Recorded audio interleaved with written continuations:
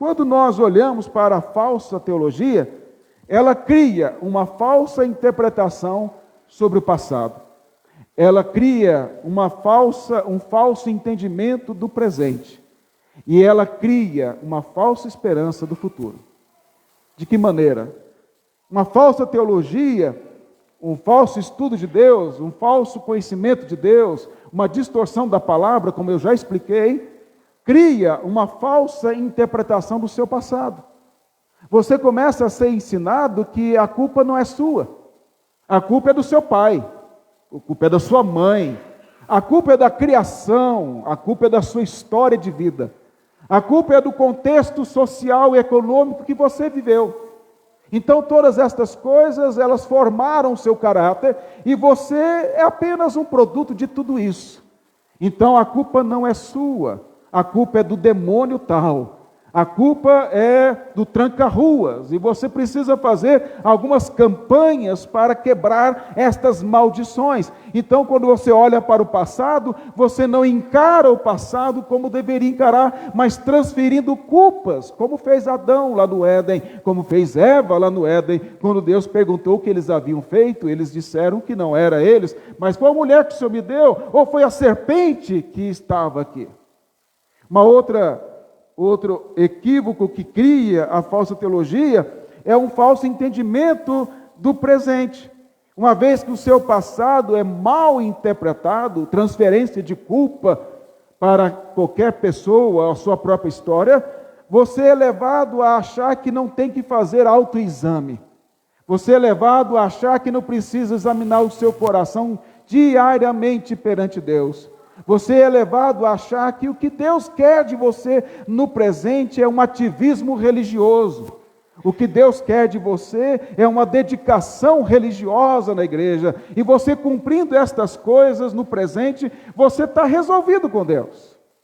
Se você tiver dons e exercê-los, e as pessoas elogiarem você, ou se você for um dizimista, um ofertante generoso, então está tudo resolvido.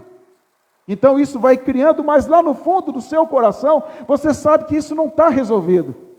Você acha que se cumprir certas regras religiosas que foram colocadas para você, se vestir, se comportar e fazer isso e não fazer aquilo, então você está resolvido com Deus, mas no coração não está. E a consciência continua ainda insatisfeita. E consequentemente, como há um passado interpretado erradamente, um presente de forma errada, o futuro também. Porque a pessoa, então, ela, com tudo isso, ela olha para o futuro e ela não tem certeza nem sequer se ela estará com o Senhor na eternidade. Ela não sabe porque ela foi ensinada que ela precisa fazer certas coisas para ter a salvação, e se ela pisar na bola no último minuto do segundo tempo da vida dela, ela está no inferno. Então ela vive uma angústia presente, sem esperança do futuro. Era assim que Paulo vivia, antes da conversão. E é por isso que ele fala, acautelai-vos. Acautelai-vos. É um verbo que ele repete por 3 vezes nesse verso 2. E ele é um verbo que é uma ordem. Ele está dando uma ordem à igreja de Filipos, acautelai-vos. Mas acautelar é o quê? Acautelar é como se ele dissesse, observem, vejam, vigiem cuidadosamente sobre o que estes homens têm ensinado na igreja. Atentem para o que eles estão falando, se está ou não de acordo com a Escritura. Estejam voltados os olhos para a palavra de Deus, para compreenderem se o que eles estão prometendo, se o que eles estão exigindo, se as condições que eles estão colocando para que Deus se agrade de vocês, é realmente aquilo que Deus exige de vocês. O Senhor Jesus, no Sermão do Monte, no final, ele fala assim, acautelai-vos dos falsos profetas, que se vos apresentam disfarçados como ovelhas, mas por dentro são lobos roubadores. Mateus 7, verso 15. Embora na nossa língua, acautelai-vos, lá de Mateus 7,15, é a mesma que está aqui, na língua grega não é a mesma. A palavra que é usada lá por Mateus para descrever, Jesus não falou grego, Jesus falou em aramaico, mas quando Mateus escreveu o que Jesus falou e colocou no grego, inspirado pelo Senhor, ele colocou outra palavra para acautelai-vos. E qual a diferença entre Mateus 7,15 e Filipenses 3,2? Mateus 7,15, quando Jesus fala, acautelai-vos dos falsos profetas que vêm até vós, disfarçados de ovelhas, mas são lobos roubadores, ou seja, eles vêm até vocês, eles vêm disfarçados, eles vêm com um linguajar de ovelhas, mas por dentro são lobos roubadores. A ideia de acautelar é, foge, fica longe deles. Veja que Jesus fala, eles vêm até vocês, eles vêm com a lábia, como a gente fala hoje, eles vêm com aquele personagem antigo da escolinha do professor Raimundo, desenterrar aqui coisas do baú, né? Os irmãos mais experientes sabem o que eu estou dizendo. Somebody love, né? Ele vem lá com somebody love, ele vem tentar enganar você, ele vem com aparência de homem piedoso, ele vem com um cheiro de ovelha, ele vem com jeito de ovelha, ele vem com linguajar politicamente correto, ele vem te agradando, te elogiando, te exaltando. O Senhor Jesus fala, por dentro é lobo. Então, o que a ovelha tem que fazer com relação ao lobo? Corre, foge, não fica perto, porque ele vai te devorar. Mas esse verbo aqui usado por Paulo, em Filipenses 3,2, que é outro, ele não fala para você fugir. Eles estão dentro da igreja. Ele fala para você observá-los. Ele fala para você testar o que eles falam. Ele fala para vocês vigiarem, zelarem pela igreja. Lembra que eu falei no início da minha mensagem, que Paulo começa a carta dizendo, e inclusive para bispos e diáconos? Então quem é que tem que ir contra, principalmente, tem que ir contra esses falsos pregadores dentro da igreja? Bispos e diáconos. Pastores, presbíteros e diáconos, é a liderança da igreja que tem que vigiar pelo bom-estar da igreja, pelo rebanho de Deus. Então Paulo está não só exortando aqui os crentes de modo geral de Filipos, mas está exortando principalmente aos bispos e diáconos. Mas vejamos aí que Paulo usa palavras muito duras. Ele fala, acautelai-vos dos cães, acautelai-vos dos maus obreiros, acautelai-vos da falsa circuncisão. 3 adjetivos aqui. Quando ele fala acautelai-vos, acautelai-vos, acautelai-vos, é apenas uma ênfase em você acautelar, para você cuidar, está chamando a sua atenção para isso. E aí então ele diz, acautelai-vos de quem? Primeira coisa, dos cães. Esses maus obreiros, esses que produzem uma falsa teologia aqui, são chamados por Paulo de cães. E cães aqui nesta época não são os cães que nós temos às vezes, os que gostam em casa, que são dóceis, que são amigos, né? Você pode chegar a qualquer hora e ele vai lá te atender, e quem tem cachorro sabe disso, é sempre pronto ali, disposto a te fazer um carinho. Não confunda as coisas. Cães aqui são cachorros mesmo, mas cães aqui são carniceiros. A ideia são cães selvagens. São cães não domesticados. E cães não domesticados, selvagens, são cães teimosos. São cães raivosos. São cães que reviravam o lixo em Jerusalém ou nas cidades da época. Então Paulo está dizendo que esses judaizantes aqui, eles agiam como cães raivosos, cães sem temor, cães sem freio, sem qualquer disciplina. Não é como aquele cachorro que você tem em casa e fala, senta, ele senta, quando é bem ensinado, deita, ele deita. Não, esses aqui não obedecem a nada. Então Paulo está dizendo, tome cuidado porque eles são cães. Eles não têm cuidado com nada, eles não têm temor a nada, eles são raivosos, são teimosos, eles querem destruir, eles ensinam coisas falsas, eles não estão preocupados com vocês. Segunda coisa, Paulo diz, eles são maus obreiros. Então isso quer dizer que eles eram pregadores da igreja em Filipos. Eles estavam dentro da igreja. Eles ensinavam na escola dominical lá, estou brincando, não tinha escola dominical na época. Eles ensinavam lá nos grupos, eles ensinavam nas reuniões, eles ensinavam em algumas oportunidades, eles visitavam as casas dos membros, eles estavam doutrinando a igreja, eles estavam atuando, são obreiros. Mas Paulo diz que eles são obreiros maus. Quando você olha para a carta de Paulo a Tito, Paulo fala de que os presbíteros eleitos pelas igrejas na ilha de Creta deveria convencer os que contradizem, mas quando se diz a respeito dos judaizantes que ficavam de casa em casa fazendo calúnias e criando contendas, Paulo diz aos presbíteros, faça-os calar a boca.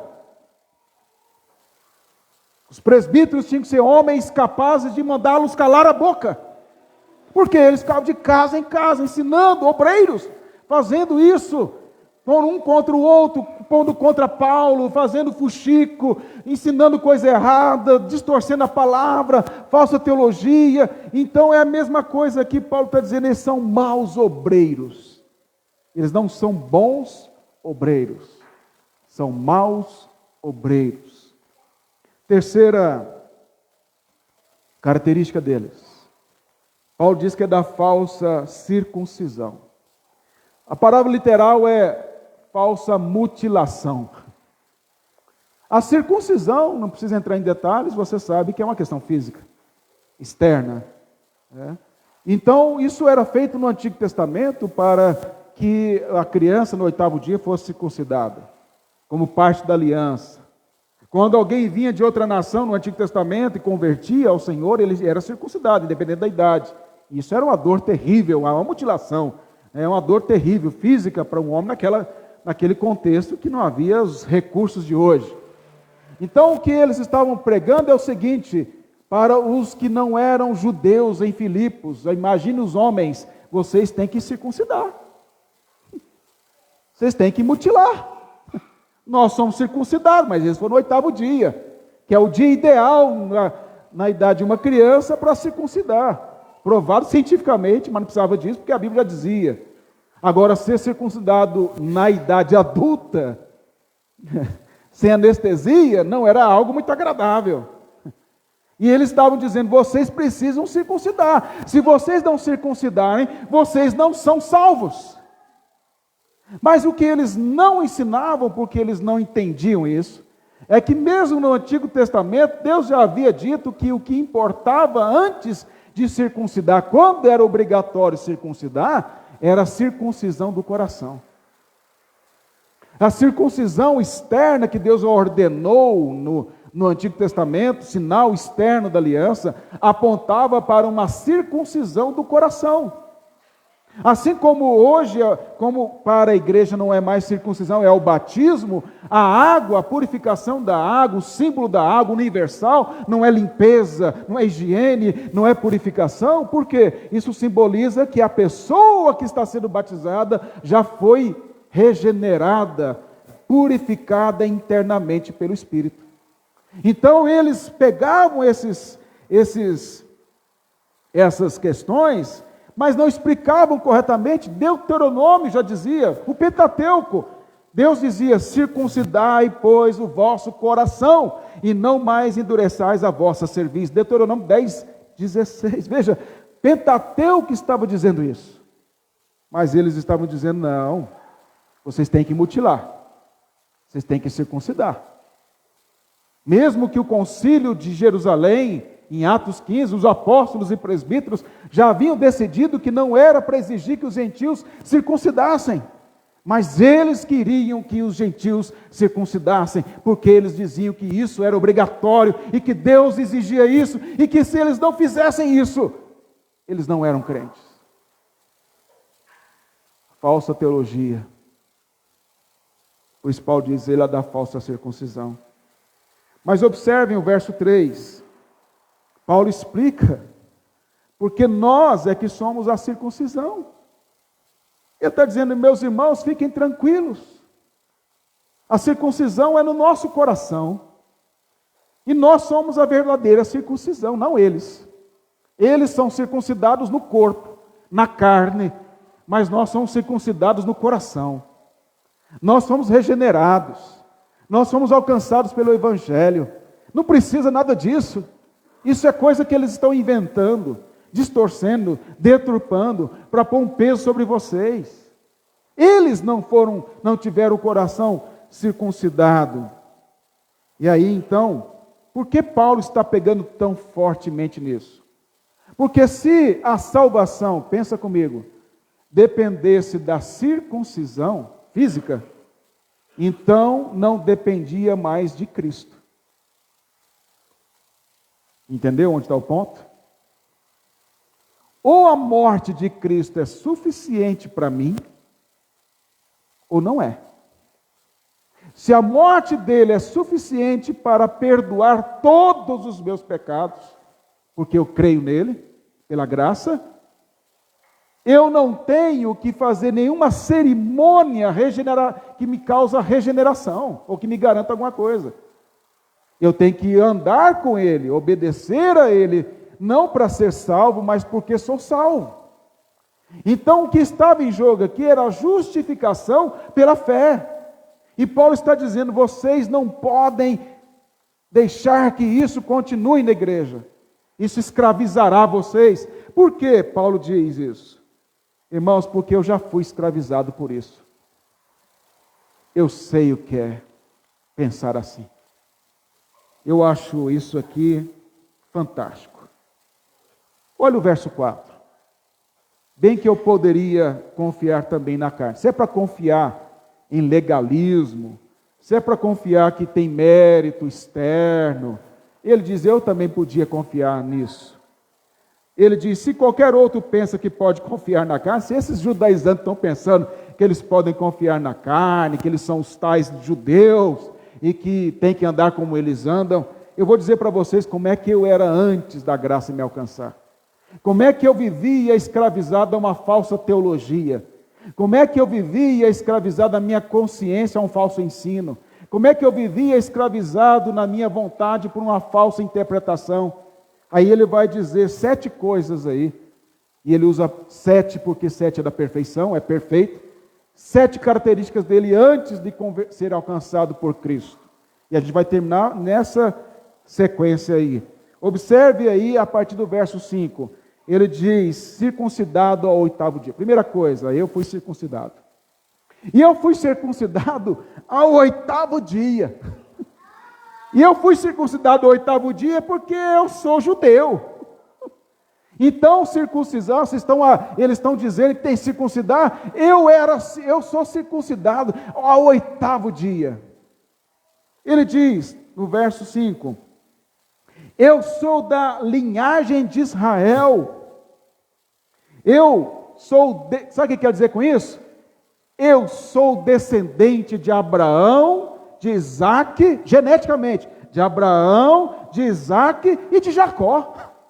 Paulo está dizendo, eu sou descendente, legítimo, como os outros, de Abraão, linhagem genética, de Abraão, de Isaac e de Jacó. Eu sou da linhagem santa, geneticamente falando. Eles estão achando que eu posso dizer então, eu confiava nisso também. Depois ele diz, verso 5, da tribo de Benjamim. Não só eu sou da linhagem genética de Abraão, Isaac e Jacó, como eles se asseguram nisso, mas eu sou da tribo de Benjamim, que era a tribo elite do exército de Israel. Eram os melhores soldados, especialistas lá, que tinha lá a tropa de elite. Mas eu sou da tribo de Benjamim, do qual saiu o primeiro rei de Israel, Saul. E eu não sou de qualquer tribo não, eu sou da tribo que saiu o primeiro rei. Estão achando que eles são os caras. Eu confiava nisso também. Eu confiava porque eu era circuncidado, eu confiava porque eu era da linhagem de Israel, eu confiava na minha carne achando porque eu era da tribo de Benjamim. E Paulo diz mais uma coisa, verso 5, hebreu de hebreus, etnia. Sabe o que quer dizer hebreu de hebreus? o mais puro dos puros, na raça. Eu não sou só da linhagem de Israel, filho de Abraão, Isaac e Jacó, da tribo de Benjamim, eu sou hebreu de hebreus. Hebreu vem antes de Israel, vem de Éber. Eu sou hebreu de hebreus. Eu sou raça pura. Eu tenho pedigree. Eles estão achando que eu confiava nisso, Paulo está dizendo. Depois, verso 5. E quanto à lei, eu era fariseu. Paulo não está se vangloriando, está dizendo o seguinte: olha, veja quando você tolice. Eu era fariseu.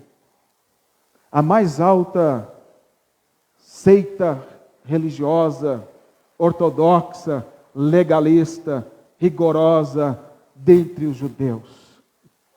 Eu era um intérprete da lei. Eu era alguém que foi educado aos pés de Gamaliel. Eu recebi a mais alta educação. Eu era um homem muito letrado na lei. Eu confiava nisso. Ele diz ainda, verso 6, quanto ao zelo, eu era quê? Perseguidor da igreja. Eu achava que eu estava agradando a Deus, por quê? Por causa da falsa teologia, em perseguir a igreja. Eu perseguia a igreja, eu odiava a igreja. Quantos irmãos, às vezes, alguns aqui, que antes de serem alcançados pelo Evangelho, eram de outra religião aí, que não é a verdadeira, que não é a bíblica, que não ensina o que é correto, assim como Paulo vivia no judaísmo, perseguia os crentes, pensando agradar a Deus, falava mal dos crentes. Paulo não falava mal, Paulo matava, Paulo prendia, Paulo odiava, Paulo tinha raiva, Paulo queria que fosse apedrejado, Paulo queria que fosse exterminado. Ele foi para Damasco saindo fumaça do seu nariz como um boi selvagem, porque ele queria acabar com tudo, pensando agradar a Deus e pensando o seguinte: agora eu sou salvo. A questão é, por que Paulo fazia isso? Porque ele pensava, agora Deus me aprova, porque eu vou acabar com essa seita, eu vou acabar com esse cristianismo, eu vou acabar com esse tal de Cristo, esse nome dele, eu vou acabar com todos eles, esses traidores, esses apóstatas judeus que creram nesse Cristo aí. E agora, eu que sou hebreu de hebreus, eu que sou da tribo de Benjamim, eu que fui circuncidado no 8º dia, eu que sou lá da linhagem de Israel, eu que sou fariseu, eu que sou perseguidor da igreja, Paulo dizia, quem melhor do que eu para ser salvo? Olha o que ele diz ainda, por último.